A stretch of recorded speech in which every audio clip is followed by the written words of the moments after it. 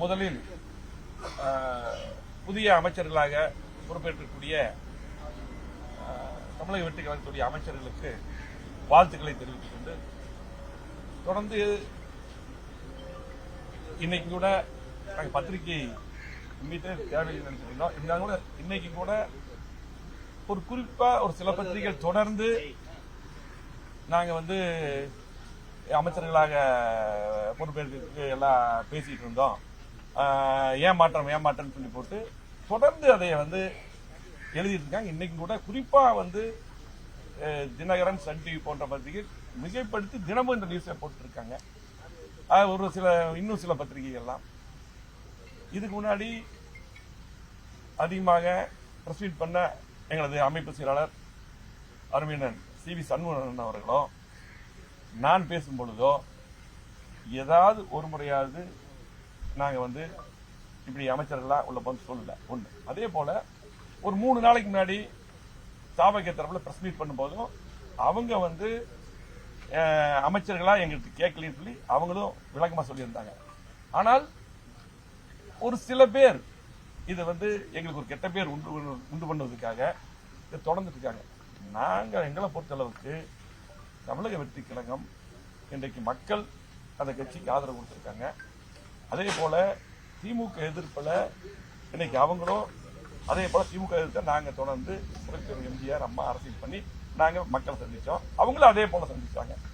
இந்த அடிப்படையில தான் மக்கள் இன்னைக்கு ஆதரவு என்ற அடிப்படையில் தான் அந்த ஆதரவு தெளிவுபடுத்திட்டோம். இதை இதுக்கு முன்னாடி நாங்களும் தெளிவு பண்ணோம். ஆகவே தொடர்ந்து ஆனா பாத்தீங்கன்னா எங்களுக்கு கழக தொண்டர்கிட்ட பொதுமக்கள் கிட்ட ஒரு பெரிய குரூப் இதை கொண்டு சேர்த்திட்டே இருக்காங்க. எங்களுக்கு பாத்தீங்கன்னா எங்களை பொறுத்தளவுக்கு அதிமுக இன்றைக்கு தோல்வி செஞ்சிருக்கிறது அந்த ஏற்றுக்கிறோம்.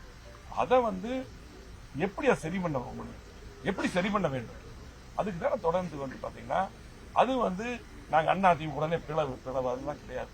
எங்களுக்குள்ள ஒரு கருத்து வேறுபாடு திரும்பி சொல்லி அந்த கருத்து வேறுபாடு எப்படி சரி செய்யணும், அதுக்கு தான் நாங்க பாத்தீங்கன்னா பொதுக்குழு உறுப்பினர்கள்லாம் இருக்காங்க. அதை பேசி ஒரு பொதுக்குழு கூட்டம் சொல்லி கோரிக்கை பொதுச்செயர் இப்பவும் பாத்தீங்கன்னா அன்னைக்கு சொன்னா இப்ப எப்ப அந்த நடப்பாளையார்ல பொதுச்செயர் நாங்க அவங்ககிட்ட தான் அது கொடுப்போம்னு சொல்லி நாங்க ஆய்வு பண்ணணும் எப்படி இந்த தோல்வி வந்ததுன்னு சொல்லி இதைத்தான் சொல்லியிருக்கோம். ஆனால் தொடர்ந்து இதை ஒரு தவறான எண்ணத்தை பதவிக்காக கொண்டு போய் சில பேர் ஒரு பெரிய டீம் ஒர்க்கே பண்ணிட்டு இருக்காங்க.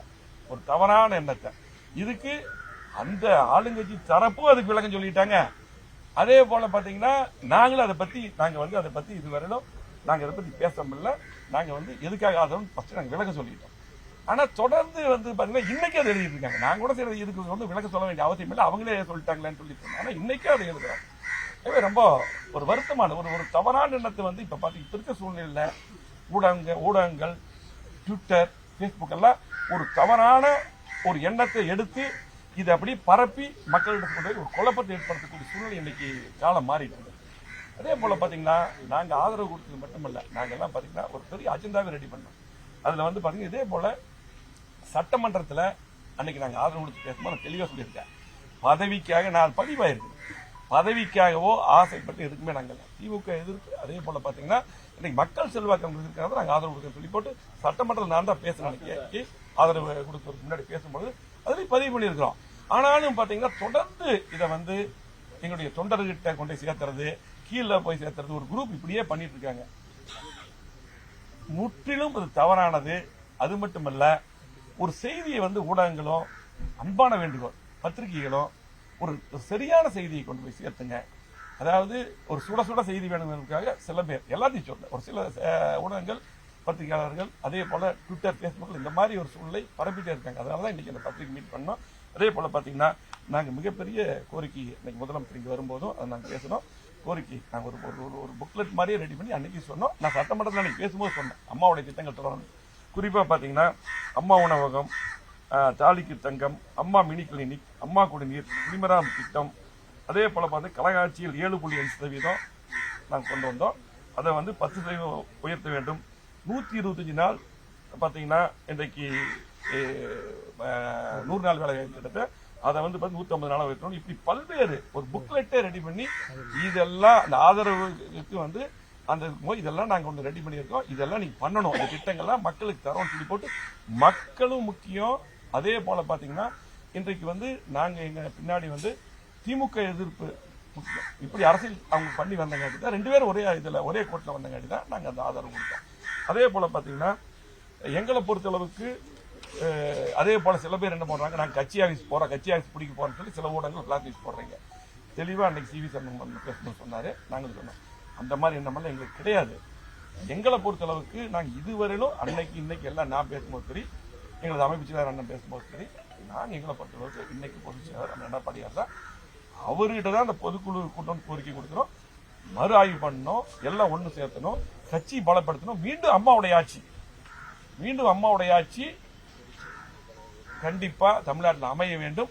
இது கட்சி வந்து எங்களுடைய உயிர். இங்க இருக்கிறவங்க எல்லாருமே வந்து கிட்டத்தட்ட நாங்கெல்லாம் ஒரு தலைமுறை தாண்டி இந்த கட்சியில் இருக்கிறோம். புரட்சித்தலைவர் எம்ஜிஆர் கட்சி ஆரம்பிக்கும் போது இருந்து எங்களுடைய தந்தை எல்லாம் விஜயபாஸ்கர் தந்தை, தங்கமணி தந்தை, சிவி சண்முகனுடைய தந்தை, எல்லாரும் இங்க இருக்கிறவங்க எல்லாமே ஆரம்பத்திலிருந்து இந்த கட்சிக்காக இருந்தவங்க. கட்சி வந்து எங்க உயிர் மூச்சு. ஆகவே ஒரு தவறான கருத்துக்களை திரும்ப பதவிக்காக தயவுசெய்து இனியாவது எழுதாதீங்க.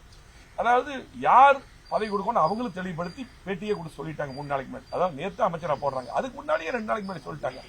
அவங்க வந்து அப்படி எதிர்பார்த்து வரல, எங்களுக்கு மக்கள் ஆதரவு இருக்கு, அந்த அடிப்படையில் வர்றாங்கன்னு சொல்லி போட்டாகவே இப்படி வந்து பாத்தீங்கன்னா ஒரு பல கோரிக்கைகள், அதாவது நாங்க என்ன செயல்படுத்திருக்கோமோ சரி இவங்க நீங்க வந்திருக்கீங்க அதை செயல்படுத்தணும். அம்மா அறிவிச்ச திட்டங்கள்லாம் கடந்த முறை வந்து திட்டங்கள் நிறுத்தப்பட்டது, அந்த திட்டங்கள்லாம் தொடரணும்.